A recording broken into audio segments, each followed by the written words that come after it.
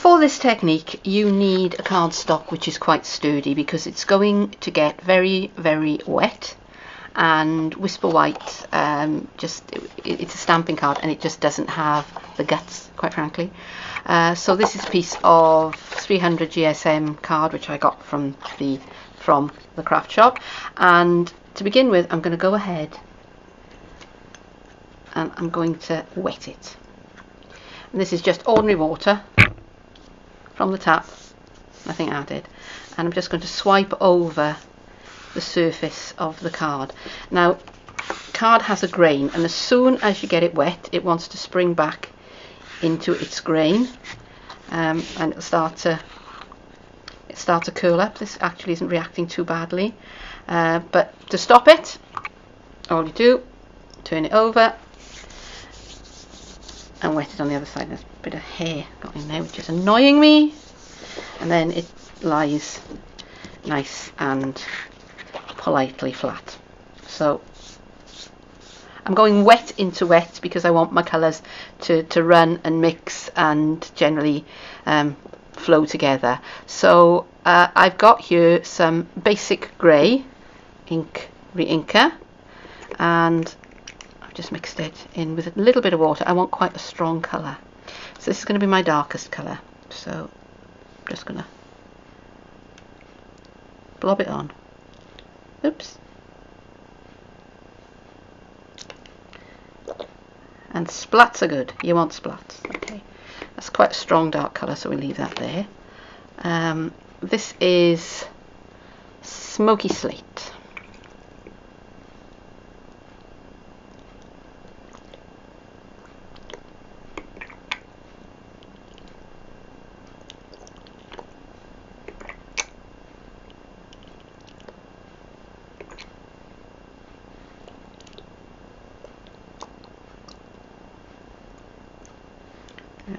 Add a bit of plain water as well, just to help things flow. You want quite a strong colour, because when you apply the white over the top, if your colour's too pale, it just doesn't show up. And I'm liking the way that the basic grey is reacting, because that is really getting to look really quite cloudy and atmospheric. I'm really aiming for a kind of monochrome,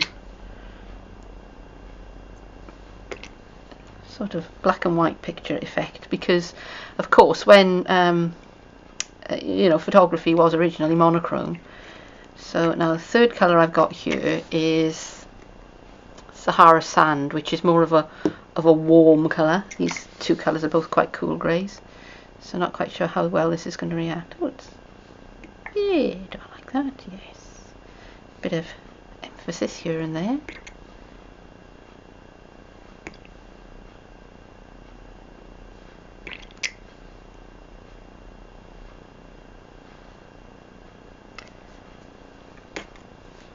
So a bit more of the basic grey now here. It's a bit too pale for my liking.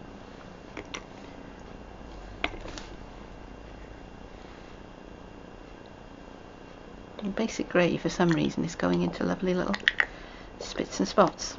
Okay, so I'm going to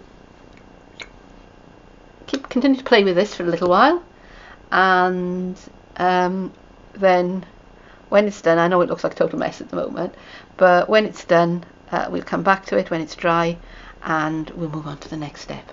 So I'll see you on the other side. Here's my piece of card now, which has had a good long time to dry, and for this technique it is important that your piece of card is thoroughly dry.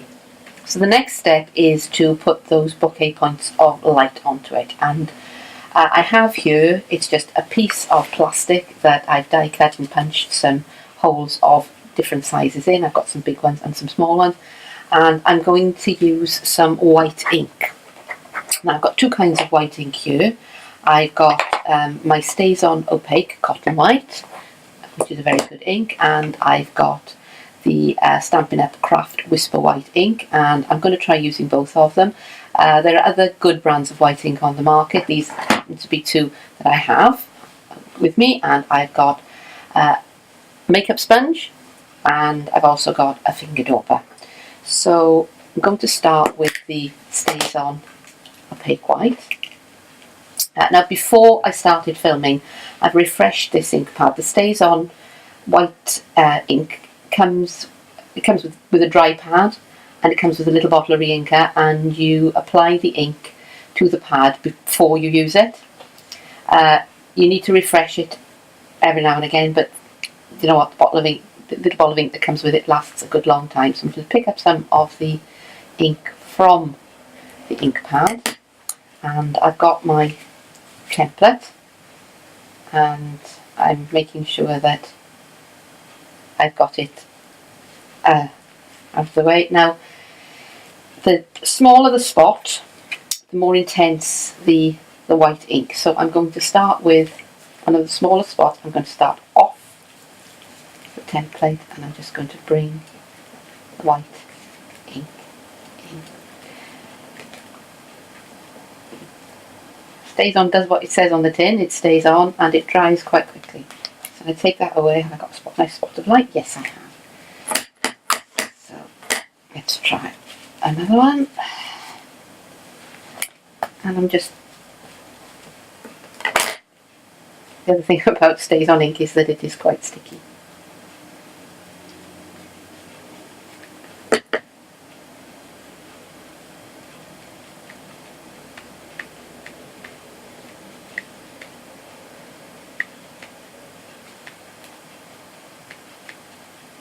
And this is quite relaxing and quite therapeutic. Okay, let's try one of the big ones. Start off the template and work your way in.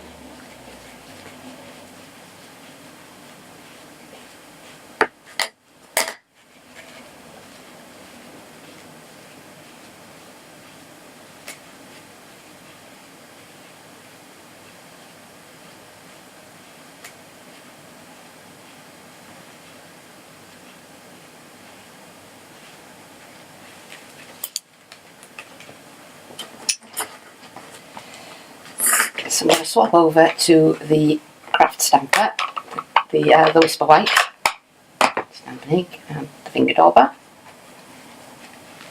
I'm going to try. I notice I'm overlapping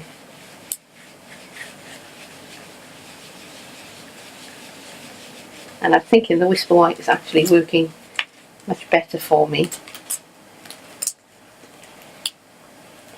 You can overlap.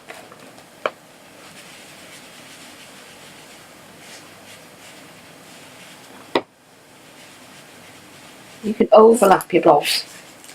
There's no kind of science to it at all. Just overlap them. And I did say this is very therapeutic. You can have lots and lots, just lose yourself. Just sit there quite happily.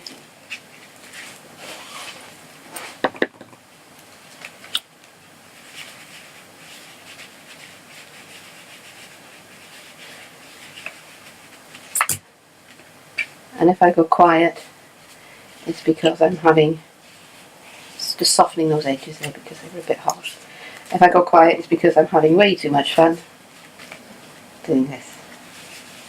And the Whisper White is working better for me than the Stays On. Maybe the Stays On needed a bit more re-inking. Got the cat's about to make a personal appearance, so I'm just distracting her there, if you're wondering what I'm doing. She does like to sit and watch what I'm doing.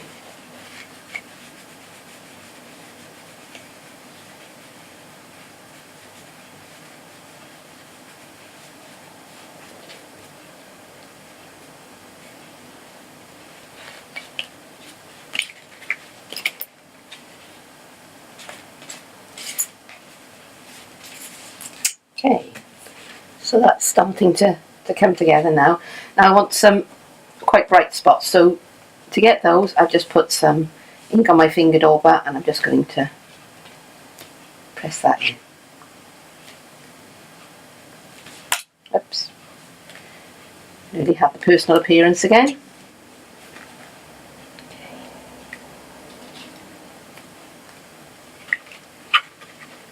So I think I'm happy with that. Maybe I'll soften these.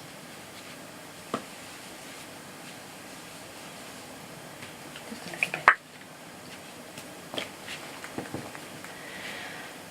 Right, I think I'm happy with that now, so I'm going to take that away and make it into a card. Everything's nice and dry now, and I've cut part of my card down, and I think I want to work with this piece, and I'm going to be using stamps from the Butterfly Basics set, which is in the Spring and Summer Stampin' Up catalogue, and I'm going to be using basic grey ink. I'm using this stamp, which is a beautiful fern. So ink up the right side of the stamp, not the block, and I'm going to do multiple impressions with this. So I'm going to stamp it once, and then I'm not going to ink up my stamp again. I'm going to stamp again, and it's very pale. It's much paler than I'd like, so let's give that another try. That's okay. Actually, I'm going to bring in my stamping pad, which is, as you can see, been with me a long time. It's well loved, and let's press down really, really firm so we get a nice strong impression. And it's still very, very pale, so we can do another one.